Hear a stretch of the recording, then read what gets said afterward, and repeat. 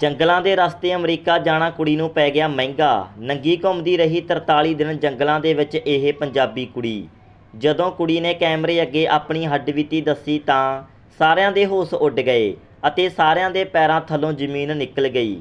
ਸੋ ਦੋਸਤੋ, ਜਿਵੇਂ ਕਿ ਆਪਾਂ ਸਭ ਜਾਣਦੇ ਹਾਂ ਕਿ ਅੱਜ ਦੇ ਸਮੇਂ ਵਿੱਚ ਸਾਰੇ ਲੋਕਾਂ ਦੇ ਵਿੱਚ ਬਾਹਰ ਜਾਣ ਦੀ ਦੌੜ ਲੱਗੀ ਹੋਈ ਹੈ।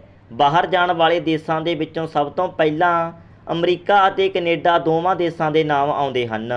ਬਹੁਤ ਸਾਰੇ ਲੋਕਾਂ ਦੇ ਵੱਲੋਂ ਅਮਰੀਕਾ ਜਾਣ ਵਾਸਤੇ ਜੰਗਲਾਂ ਦਾ ਰਸਤਾ ਅਪਣਾਇਆ ਜਾਂਦਾ ਹੈ, ਜੋ ਕਿ ਬਹੁਤ ਹੀ ਖਤਰਨਾਕ ਹੁੰਦਾ ਹੈ।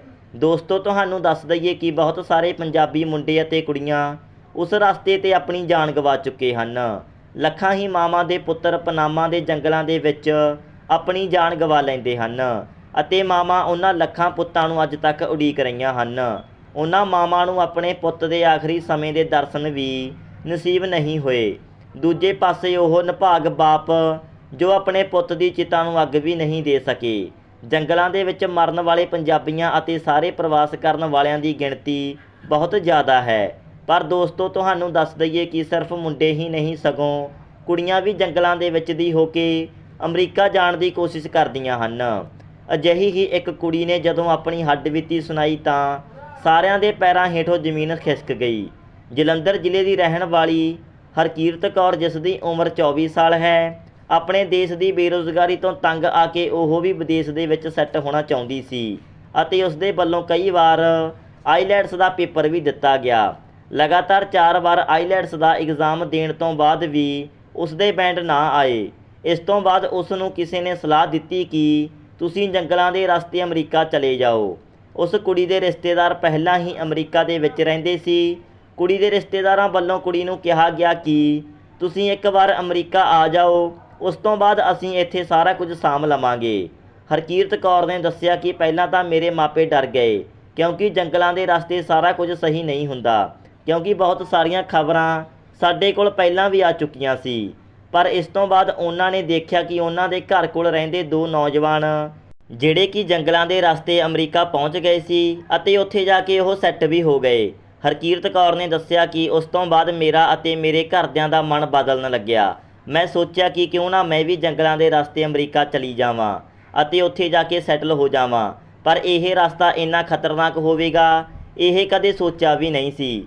ਹਰਕੀਰਤ ਕੌਰ ਨੇ ਦੱਸਿਆ ਕਿ ਜਦੋਂ ਤੱਕ ਜੰਗਲ ਸ਼ੁਰੂ ਨਹੀਂ ਹੋਏ ਉਦੋਂ ਤੱਕ ਸਾਰਾ ਕੁਝ ਠੀਕ ਸੀ।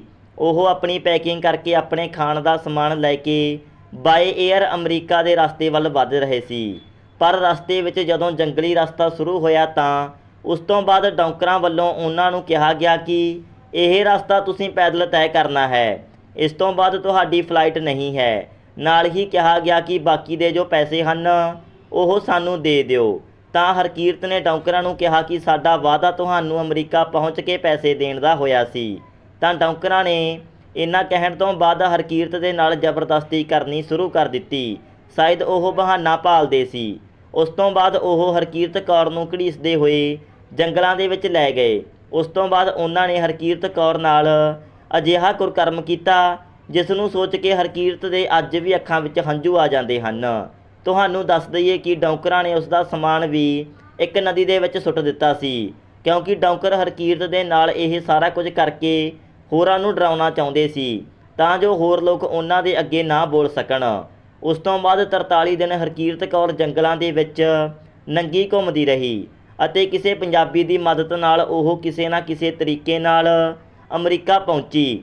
ਹਰਕੀਰਤ ਨੇ ਦੱਸਿਆ ਕਿ ਸਿਰਫ ਉਸ ਦੀ ਹੀ ਨਹੀਂ ਸਗੋਂ ਇਹ ਬਹੁਤ ਸਾਰੀਆਂ ਕੁੜੀਆਂ ਦੀ ਕਹਾਣੀ ਹੈ। ਤਾਂ ਦੋਸਤੋ, ਤੁਹਾਨੂੰ ਕੀ ਲੱਗਦਾ ਹੈ ਕਿ ਪੰਜਾਬ ਦੀ ਨੌਜਵਾਨੀ ਦਾ ਇਸ ਤਰ੍ਹਾਂ ਦੇ ਰਸਤਿਆਂ 'ਤੇ ਜਾਣਾ ਸ਼ੌਂਕ ਹੈ ਜਾਂ ਮਜਬੂਰੀ? ਆਪਣੀ ਰਾਏ ਕਮੈਂਟ ਬਾਕਸ ਵਿੱਚ ਜ਼ਰੂਰ ਦਿਓ ਅਤੇ ਅਜਿਹੀਆਂ ਹੋਰ ਅਪਡੇਟਸ ਨੂੰ ਜਾਣਨ ਲਈ ਤੁਹਾਡੇ ਆਪਣੇ news channel PV news TV ਨੂੰ ਸਬਸਕ੍ਰਾਈਬ ਜ਼ਰੂਰ ਕਰੋ। ਧੰਨਵਾਦ।